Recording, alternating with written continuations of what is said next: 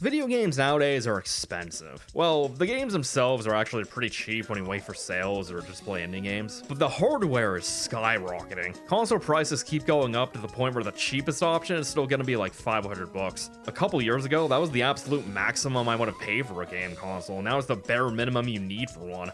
It's ridiculous. Thanks, AI. Anyone else down to throw Sam Altman into a volcano? So, you wanna play video games in this economy. What are your options? Because you can get away with a lot if you know where to look. We're gonna start with what you can get with spending some money and work our way down. What do I mean by spending some money? Let's say you have nothing to play games on. No consoles, not even old ones. Maybe you have a Steam account, but your crappy laptop can barely play anything. What kind of hardware can you get with less money than what a Switch used to cost? So, 300 bucks or less. You can definitely get a used last-gen console for pretty cheap nowadays. A used Switch usually goes for about 200 bucks, and a used PS4 usually goes for about 120 to 180 bucks. All these prices are USD, by the way, because I'm American. What else do you want from me? Just spending 5 minutes looking at PS4 games on Amazon, it looks like a lot of PS4 games go for like 30 bucks or less. Like, you can get Kingdom Hearts The Story So Far for like 25 bucks. It includes every game in the series except for Kingdom Hearts 3. That's an absurdly good deal. Kingdom Hearts 3 is pretty cheap too. So yeah, just go back one generation and games are actually pretty cheap. The same can't be said for Switch. You can definitely find cheap Switch 1 games, but most of the Nintendo games that everyone wants are still gonna be pretty much full price most of the time, which makes it really hard to recommend a Switch if you want a cheap console. The games are just too expensive. I thought Mario Kart 8 on Wii U still being full price when the Switch version came out was a ripoff. It was only like 3 years old back then. Mario Kart 8 Deluxe is still almost full price and the Switch version is almost 10 years old. It doesn't even come with a booster pass. Nintendo making new physical versions for Switch 2 editions of Switch 1 games is cool, but good god, these prices. Breath of the Wild and Xenoblade 2 are some of my favorite games, but they should not cost $70 9 years later. They don't even come with the DLC, like what the heck, man? Seriously, if you're trying to save money, stay far away from Nintendo. They make some good ass video games, but they are expensive. PS4 definitely wins when you need something cheap. And Xbox One is actually cheaper. They go for about 80 to 100 bucks. Xbox One games also tend to go for about the same price as the PS4 versions. But that also means that you have to buy an Xbox One. Who knows if investing into the sinking Xbox ship is a good idea or not, but at least it costs less money. Probably because no one wants it. It might be a good idea if you're desperate, but PS4 is probably safer in the long run.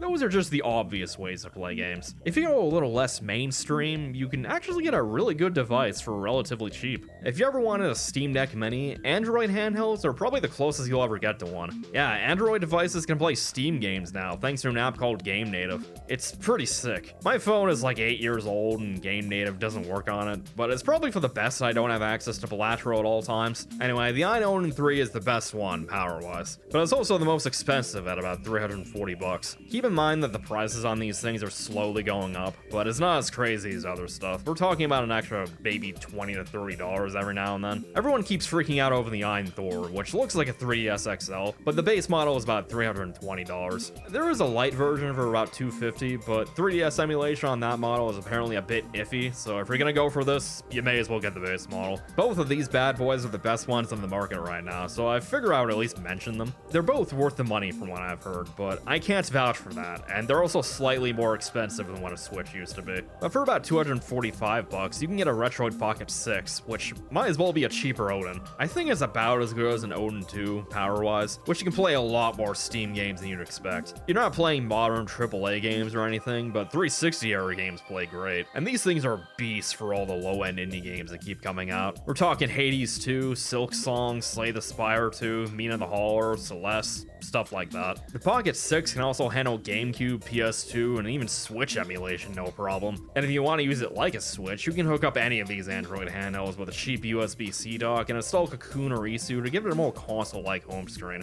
So if you want to be able to play the most amount of games for the least amount of money, the Retroid Pocket 6 is probably your best bet. To be honest, it's kind of weird recommending a product that I don't have, but I'd probably get one of these things if I had more money to throw around. There was also the Pocket 5 for about 200 bucks, but you're probably better off just spending the extra $45 to get the one that's a little more powerful, especially if you're planning on playing a lot of PC games. Now, these things definitely aren't perfect. They're gonna require setup to get everything going, and Game Native can require messing around with settings to get games working. So don't expect everything to be a plug-and-play experience. You're probably gonna run into problems, and you definitely can't play everything on it, but you can still play a lot of stuff on it. PC games on Android is still kind of a work in progress. This wasn't even a conversation a year ago, but the kinds of people that buy these devices love these things. Some of them even prefer it over their Steam Deck because of the better battery life and smaller size. It just requires enough tinkering to make a lot of people groan at the idea of using one. But let's face it, you're not buying a Steam Deck right now.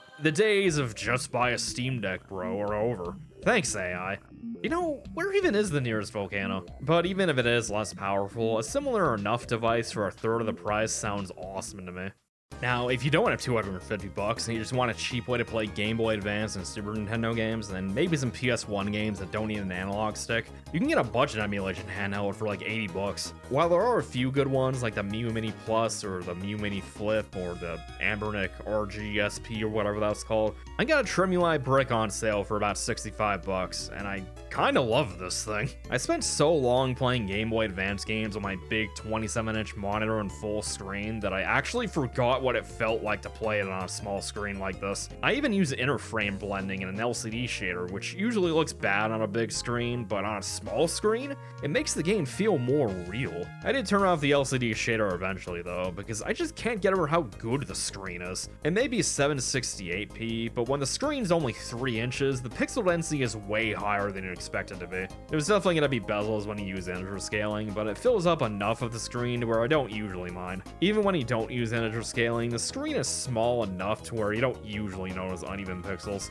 I love playing Game Boy Advance games on this thing. Even if it's just emulation at the end of the day, the small screen and form factor makes it feel a lot closer to how it was intended to be played. The same goes for Game Boy and Game Boy Color, but there's just a lot more GBA games that I like. Mother 3, Advance Wars, Fire Emblem, Golden Sun, Mega Man Battle Network, Mega Man Zero, Minish Cap, Metroid Fusion and Zero Mission, Kirby Nightmare in Dreamland, Pokemon. Like, for only really having a lifespan of about 4 years, it's pretty crazy how many good Game Boy Advance games there are. The small screen makes the text size on some Super Nintendo and PS1 games a bit iffy, but it's not a huge deal. I was having way more fun on this thing than I ever thought I would. Just playing a couple Pokemon ROM hacks was a blast. Anytime I feel like replaying a Game Boy or Game Boy Advance game, I'm probably playing it on this. I don't know, it just feels right. And now that I'm thinking about it, my brick has been most of my video game time since I got it about a month ago. Maybe that's a good thing, but also I really need to finish Mina the Hall, or like, that game is really good, what's wrong with me? If you install Portmaster, you can actually play some low-end indie games on this thing. Like, this cheapo device can play stuff like Deltarune Chapter 5, UFO 50, Stardew Valley, and Void Stranger. Like, what black magic is this? And yes, it can run Doom. Why wouldn't it? You can even get Rockbox on this thing and turn your brick into an MP3 player. It's not something that I'm actually using it for, but it's cool that it's an option. Not all the games on Portmaster run well, though. This is the worst way I've ever played Balatro, and I thought the Switch version had a bad frame rate. The Sonic 3 error is probably the limit of what it can do. It's definitely playable, but it's not a locked 60 FPS. Sonic 3 Complete is a much smoother experience on this. I'm not even gonna try Sonic Mania. I'd mainly stick to emulators if you're gonna get something like this, but the fact that I can play Deltarune and Undertale is crazy.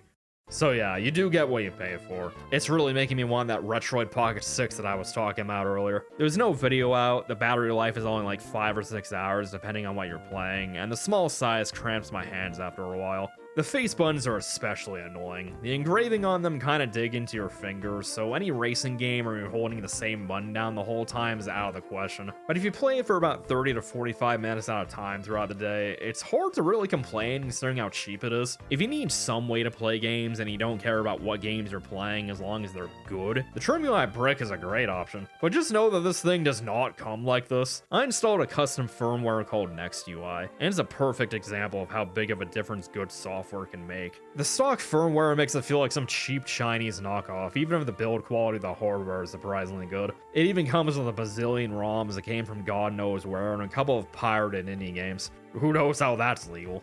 I deleted all that stuff like the instant I got it because I don't trust it. But after you swap out the off-brand microSD and dump NextUI onto it, the TrimUI brick feels like a premium device. And I love that I'm allowed to do that. This is the first gaming device I've bought that feels like it's mine right out of the box. You don't need to jailbreak the device to install custom firmware, you just swap out the microSD. Once NextUI is set up, most of the time, it just works with almost no jank involved. You just play retro games. It's not going to be something I play on all the time, but for the 65 bucks I paid for it, I've had plenty of fun with it already. It was kind of the inspiration for this video. If I can have a great experience with spending this little money, what can I get from spending no money?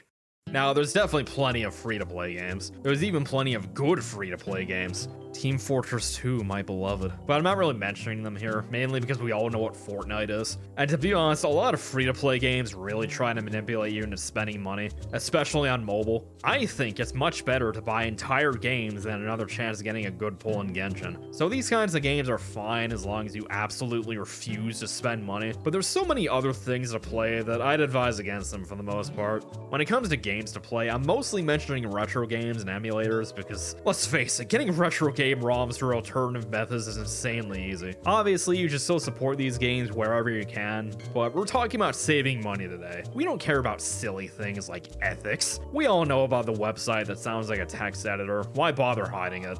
So, how are you supposed to play them? Well, if you can download a game ROM from a website that looks like it was made in the 90s, you already have a device that's probably capable of playing them. If this cheap $80 doodad can handle Game Boy Advance and PS1 emulation, pretty much anything can. The smartphone you use to doom scroll might be better used for emulation purposes. The easiest apps to use are Lemuroid on Android and Delta on iPhone. They're both pretty straightforward and easy to use. If you have even a semi-recent phone, it can definitely handle DS, PSP, and N64 emulation just fine. Newer Android devices can probably even get away with 3DS, GameCube, and PS2 emulation. And remember that game native thing from earlier? Android phones can do that too. So if you've already got a Steam library, you might as well download the app from GitHub and try it out. Now, playing games on your phone can be pretty awkward because of the touch controls. A real controller is definitely the better option. You can either put your phone down on a desk and use a standard Bluetooth controller, or you can buy a sliding controller for about 30 to 40 bucks. If nothing else, touch controls are at least good enough for turn-based RPGs like Pokemon and Earthbound. None of this is quite ideal, but the ideal experience is too expensive for us. We gotta compromise somewhere. A lot of people don't like using their phones to play games, and I'm definitely one of them. So if you hate the idea of spending even more time on your phone, you might have an old computer lying around that you can use for emulation instead. You'd be surprised at what you can do on it. My almost 11-year-old laptop can emulate GameCube at 720p after enabling dual-core and Dolphin. PS2 could even run at native resolution, most of the time. 3DS was a bit iffy though. Pokemon Sun ran at 2x scale with no issues, aside from some stuttering here and there. But Super Mario 3D Land can only get to about 60% speed, and Kirby Planet Rebelbot basically exploded. I'm not slowing down the footage, it just played like that. But this thing is so old that it doesn't even support Vulkan. The fact that I'm doing this good is crazy. If you don't have any computer lying around, but do have some old consoles, Homebrew has gotten really good for a lot of them. Wii and 3DS hacks are definitely the best entry points. You're gonna need to follow a text guide, and you do need a computer in a lot of cases, but trust me, it's surprisingly easy. 3DS Homebrew has a big recommendation for me. Even if you don't have a new 3DS, which is the Pro model with the worst name possible, you can play basically every 3DS and DS game there is. And there is a mountain of awesome stuff to play. Just install Twilight Menu Plus Plus and the other app, and you can play all the DS and 3DS games you want. Here's a small list of DS games you might have missed. And here's a small list of 3DS games to check out. The 3DS eShop is shut down. You can't buy these games anymore. Go crazy. 3DS can also do Game Boy Color and Game Boy Advance just fine, but I could never get into it because of bad integer scaling. I don't think 3DS has the screen size for a 2x scale, so you either have to play GBA games really small or really blurry. It looks gross either way. But if I didn't have any other option, I'd probably just put up with it. The Super Nintendo games on old 3DS don't always run at full speed, but you don't have anything to worry about if you have a new 3DS. And with Wii, you can easily play all the GameCube and Wii games you want. Plus, you can easily get Super Super Nintendo, Sega Genesis, and Game Boy Advance games playing on here. Wii U is even crazier. It can do pretty much anything a homebrewed Wii can do, including playing GameCube games natively. Yeah, the Wii U can play GameCube games natively, aside from reading the discs, and Nintendo never did anything with it. What? The Wii U eShop is shut down too, so feel free to play as many Wii U games as you want. There's definitely more than you'd expect. PSP, PS Vita, PS3, and OG Xbox can play a lot of stuff too. I'm not going over this stuff too much, just know that if you have an old game console lying around that was capable of playing games digitally, you can get a lot more out of it with a little homebrew. Some of these emulators on console homebrew can be a bit janky, looking at you Wii U RetroArch. But again, if it was all I had, I probably wouldn't complain too much. Now, Xbox Series X and Series S have it the easiest. Just make an Xbox developer account so you can activate developer mode. You can install RetroArch and a couple other emulators onto it, which makes for a beastly emulation device. This used to cost $20 in the US, but now it's free as far as I can tell. The process is a bit convoluted, but it's better than not being able to do it at all. What else are you supposed to use your Xbox for if you don't have Game Pass? Aside from all the classics, there's also a lot of ROM hacks that you can play of classic games. Basically, a ROM hack is fans modifying the original game to either improve it, remix it, or to make a new game entirely. I'd rather focus on the ones that are completely new games just because it's something new to do if you like the base games. Also, this is all really surface level. I just want more people to know this kind of stuff exists. If you're obsessed with Mario 64, there is an endless sea of Mario 64 to play. I couldn't possibly summarize the sheer number of Mario 64 hacks there are in such a short time. It's insane. From normal hacks like Star Road to whatever the fuck B is supposed to be, you could probably only play Mario 64 for the rest of your life if you really wanted to. Same with Sonic 2. There's a ton of Genesis Sonic hacks. So many that I don't even know where to begin with this stuff. You can play Sonic 2 with like any character you want, man. It's crazy. Or you can make Sonic really fat from eating too many onion rings. I am not elaborating. There's a lot more stuff with Sonic when you can go into fan game territory, which you usually need a PC to play, but it's hard not to at least mention this stuff. Sonic before the sequel and after the sequel was made by the guy who went on to make Spark the Electric Jester. Sonic Triple Trouble 16-bit is a remake of a Game Gear game you probably didn't play. Sonic Robo Blast 2 is a Sonic game made in the Doom engine. Sonic Robo Blast 2 Persona is a Persona 3 roguelike made in the Doom engine. How is this even possible? Is this even Doom at this point? But Project 06 does the even more impossible task of making Sonic 06 good. Incredible even. I really need to play this one. I'm much more familiar with Pokemon ROM hacks. They've gotten crazy. Emerald Rogue turns the game into a roguelike. The Pit is another roguelike that feels more like Paper Mario's Pit of 100 Trials. Lazarus has Game Boy Color style graphics in a Game Boy Advance game in a region based on Greece. Pokemon Odyssey is heavily inspired by Etrian Odyssey and completely nukes the standard Pokemon formula. Pokemon Brown and its sequel Prism are apparently the best Gen 1 and Gen 2 hacks, and Unbound is apparently the best one in general. I haven't played it though. I haven't played most of these actually, but I'm working on it. Emerald Rogue is really fun, even if it's really hard and I suck at it. Brown is really fun, if a bit basic. It was the first hack of its kind. This thing came out in 2004. Emerald wasn't even out in English yet. It's great if you're a complete freak that wants to polish up Gen 1. Prism was probably a better time overall, but, you know, it does the whole Gen 2 thing where we go back to the previous region, so definitely recommend playing Brown first. But, you know, you don't have to. They're both fun, so whatever. I can absolutely glaze Lazarus, though. It was a great time. There wasn't much of a post-game, but that was my only kind of issue. Like, this dude's over here making a whole-ass Pokemon game for free. I can't complain about that. Pokemon ROM hacks used to be pretty jank, but fun. But most of the popular hacks nowadays are just flat-out good games. Most of the time, great. And also, most of these hacks have Gen 9 mechanics on Game Boy Advance. What?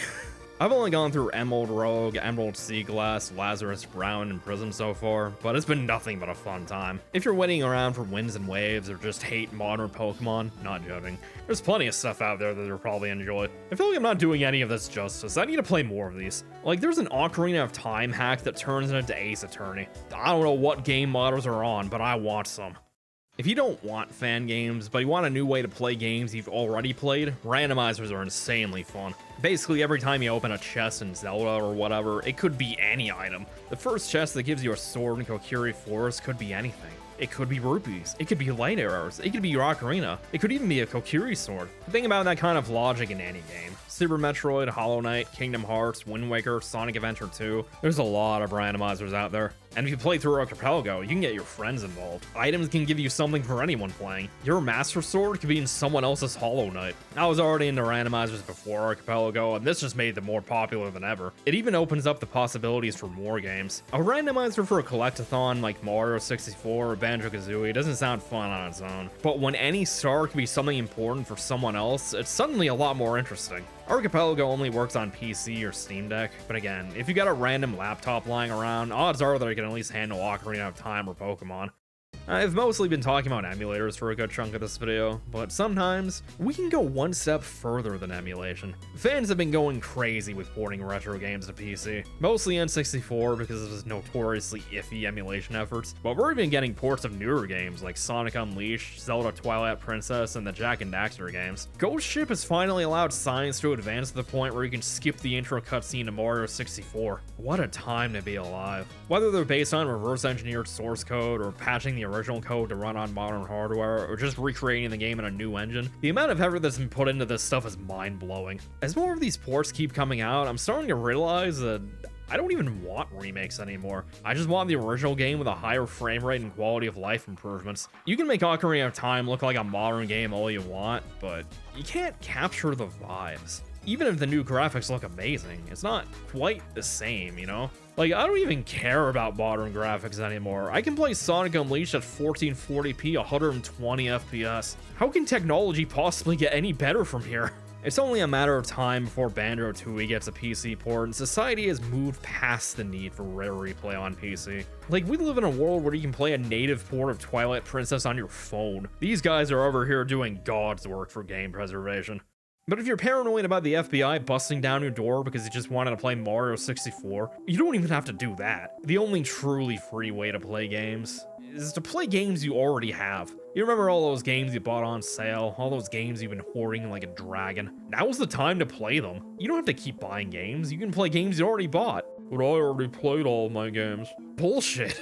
If you're really that deranged, you can also replay games. If you liked it the first time, you'll probably like it the second time, assuming enough times pass since you last played it. Maybe playing it casually has gotten boring. Why not try a challenge run? Do a Nuzlocke in a Pokemon game. Maybe try speedrunning. Obviously, you're not going to want to do that with every game, but if you're trying to save money, doing weird shit in games you already bought is completely free. But what if I don't want to play old games? What if I want to save money playing new games? Well, all you can really do is wait for sales and not buy games at full price, at least assuming you already have the hardware to play stuff on. If you already have a decent PC, Steam family sharing is overpowered when it comes to single player games. You join a group of friends that you trust and you effectively just triple to quadrupled your Steam library, especially if you're all into the same kinds of games. Sometimes it feels like my friends are playing my copies of my games more than I do. We need to take advantage of this for as long as we can.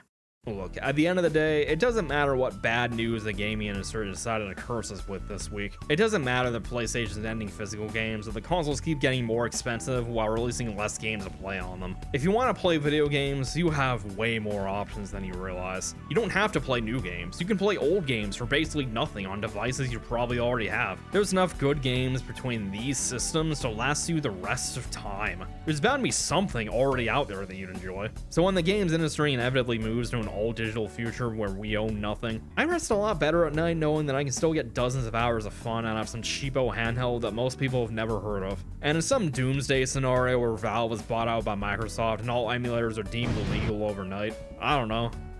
I guess I'll watch TV or something. Better Call Saul's pretty good. It's been fun. Take care, everyone.